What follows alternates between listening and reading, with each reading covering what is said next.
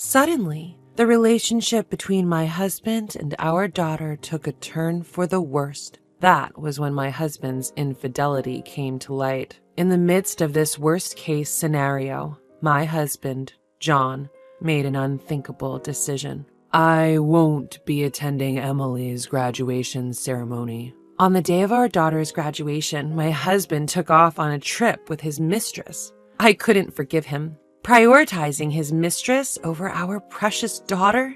Unbelievable! My name is Lily. I'm 37 years old. My husband and I have been married for 10 years, but our relationship is a bit complicated. We have a daughter, Emily, who is not biologically related to me. Emily is my husband's daughter from his previous marriage. She was only 5 years old when we got married. Before we got married, while I still prioritized work, John proposed an idea. How about you become a stay-at-home mom once we're married? A stay-at-home mom?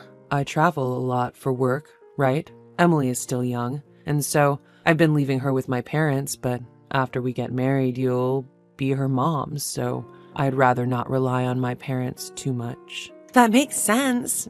Your parents are getting older. That's why I want you to become a stay-at-home mom and take care of Emily. I see. Okay, I understand. As per his request, I resigned from the company I've been working for. Upon getting married, I became a full-time mother. It's not that I wasn't anxious about becoming a mother. After all, my husband's previous marriage ended because of his ex-wife's infidelity. I was worried about how young Emily would perceive me. However, despite my worries, Emily's friendly nature allowed us to bond quickly. Honey, let's draw together. Really? I love drawing. After we finish drawing, we can go shopping together. Let's go. I want to help you prepare dinner too.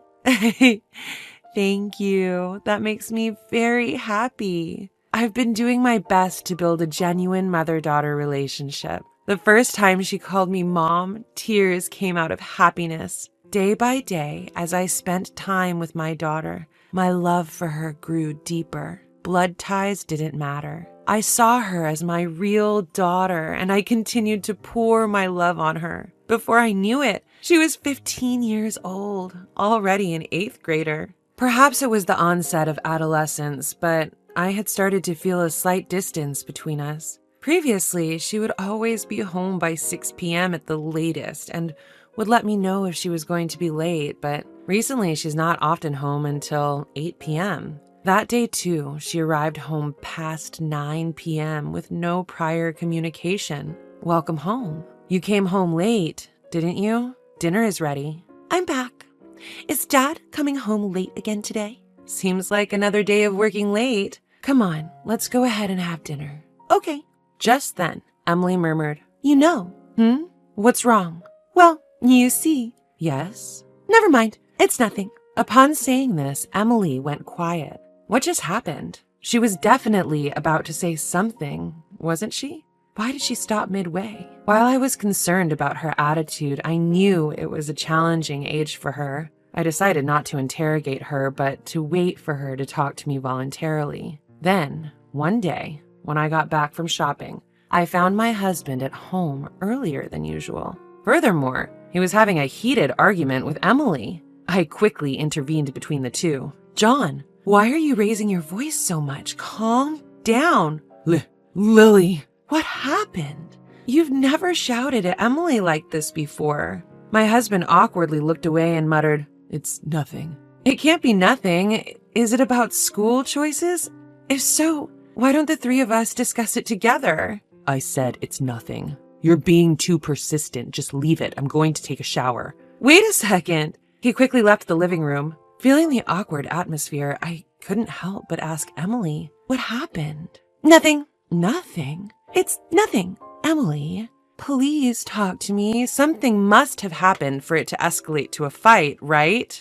Just leave me alone. It's none of your business. Wait. Despite my calls, Emily retreated to her room and didn't come out for dinner. From that day on, Emily's behavior changed dramatically. She spent a lot of time in her room and barely spoke to me or her father. While I knew I had to do something, I didn't know how to approach the situation. As I waited for things to cool down, I decided to have a conversation about it with my husband. It's about Emily. Don't talk to me about her. What? Wait, what are you saying? It's about that fight from the other day, isn't it? I've decided I'll only be involved with her at the bare minimum as a parent.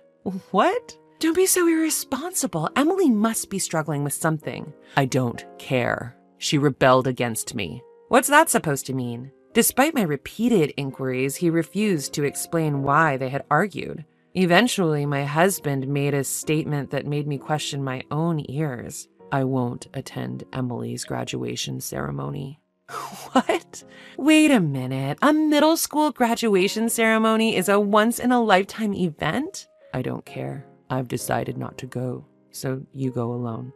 No way. No matter how much I tried to persuade him, he refused to listen. I tried to invite him multiple times after, but he remained adamant about not going, consistently refusing.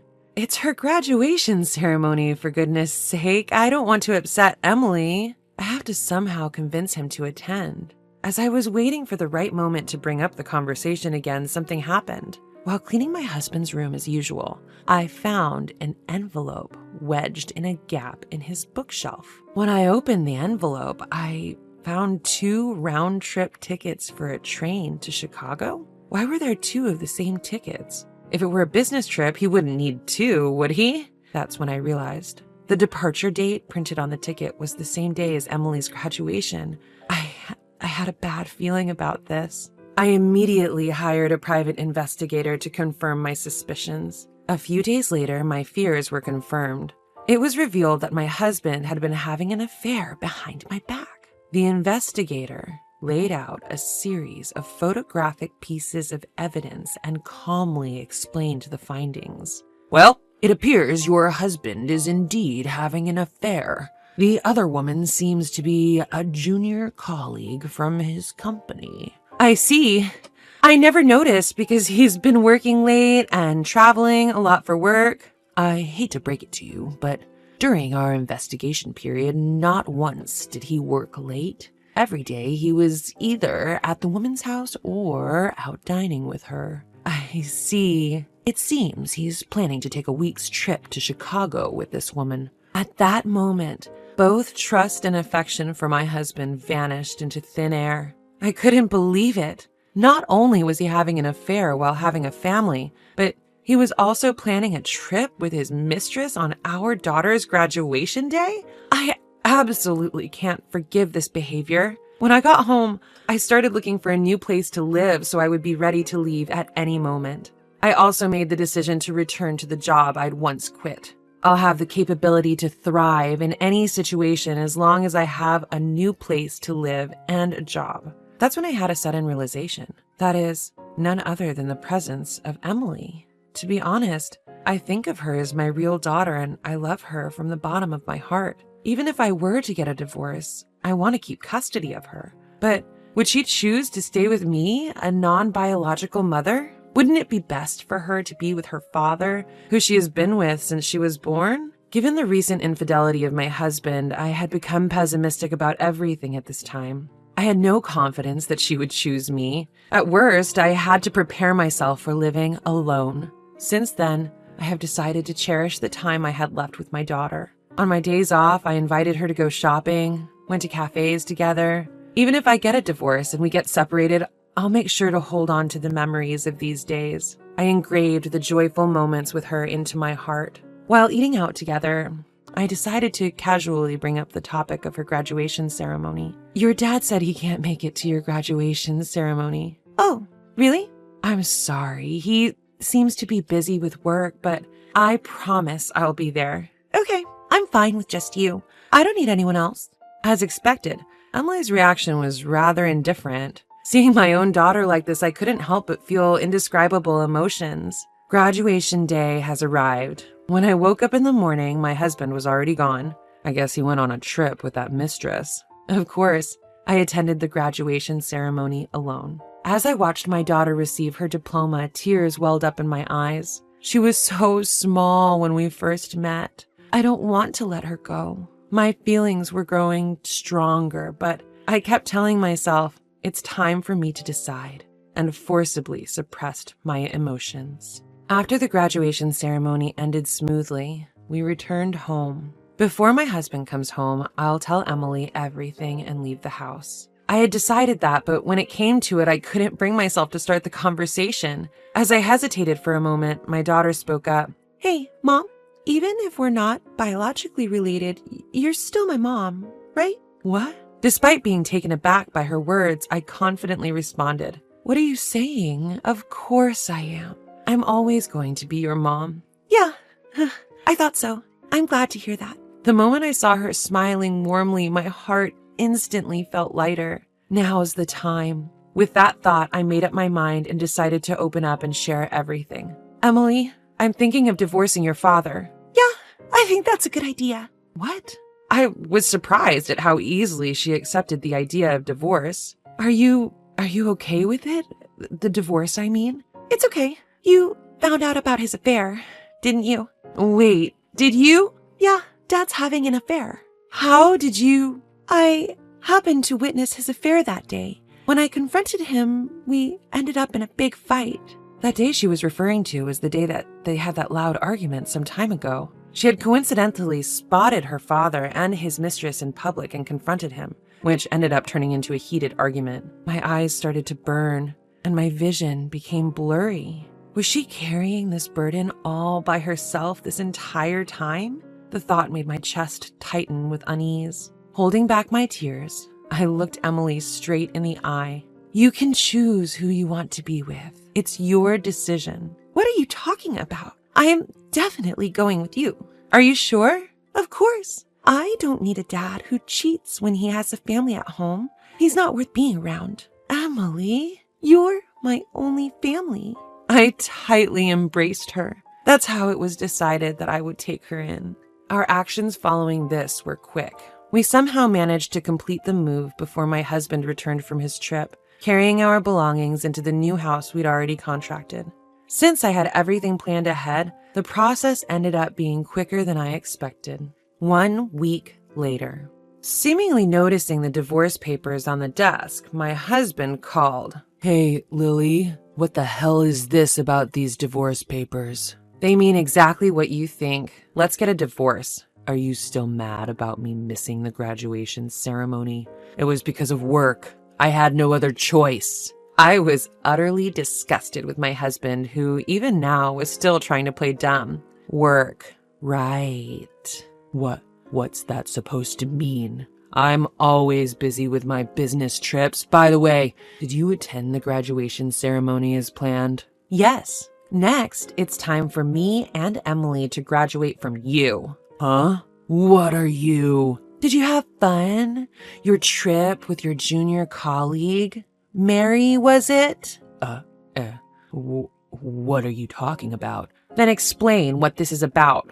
Upon sending the evidence photos from the detective via iMessage, my husband became visibly shaken and struggled to find his words.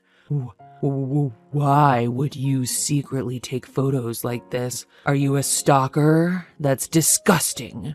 "Getting involved with women at work is far more disgusting." "What? It's your fault for being unattractive as a woman." "What? You're trying to say it's my fault?" "You've been lazing around all day doing nothing. Is your only accomplishment hiring a detective to gather evidence behind my back? Where am I supposed to find desire for a woman like that?" "Wasn't it you who asked me to be a stay-at-home mom when we got married?" "I didn't expect you to become such an ugly pig. It's my one miscalculation. Ugh, what a mistake." I vented my rage at him without holding back. "By the way, make sure to submit those divorce papers, all right? Oh, and I'll be properly claiming alimony as well as child support, so be prepared for that."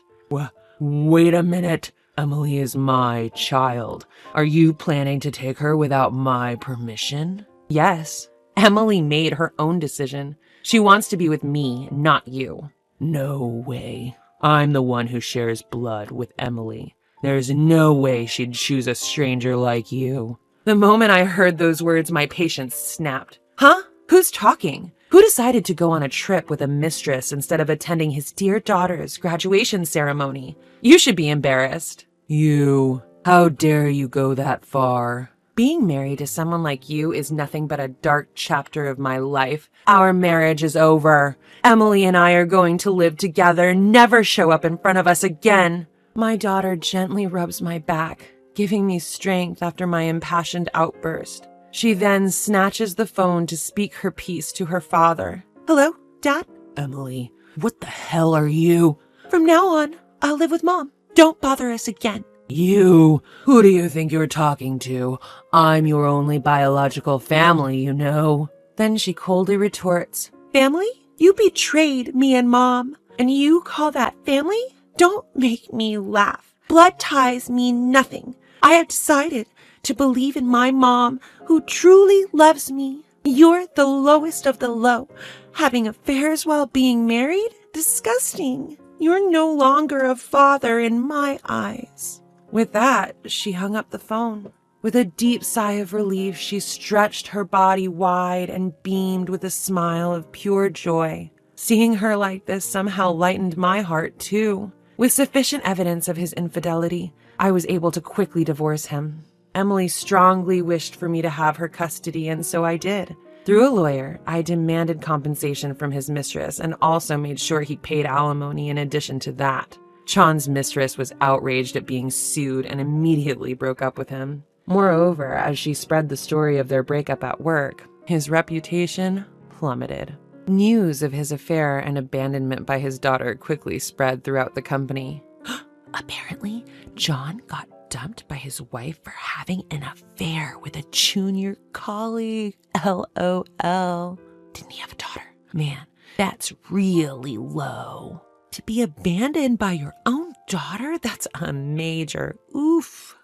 LOL. When the company investigated the rumors, his misdeeds came to light one after another. He had been taking his mistress on business trips and inflating his expense claims. He was promptly fired and ordered to pay back all the fraudulent travel expenses. Having lost everything, he moved into a cheap apartment and is apparently living a difficult life. There's nobody to lend him a hand, and he'll probably remain lonely and impoverished in the future as well. In contrast to my ex-husband, I am living a remarkably prosperous life. I was able to return to my old job, and my time with my daughter has been fulfilling. On our days off, we go out together and cook meals, enjoying a genuine parent-child bond every day. Hey, Mom, what about having mac and cheese for dinner today? Sounds good. How about we cook together? We'll need to go shopping too. Oh, and let's stop by the new cafe that just opened up. All right, let's get ready then. I no longer have any worries. I intend to continue walking hand in hand with the daughter who chose me.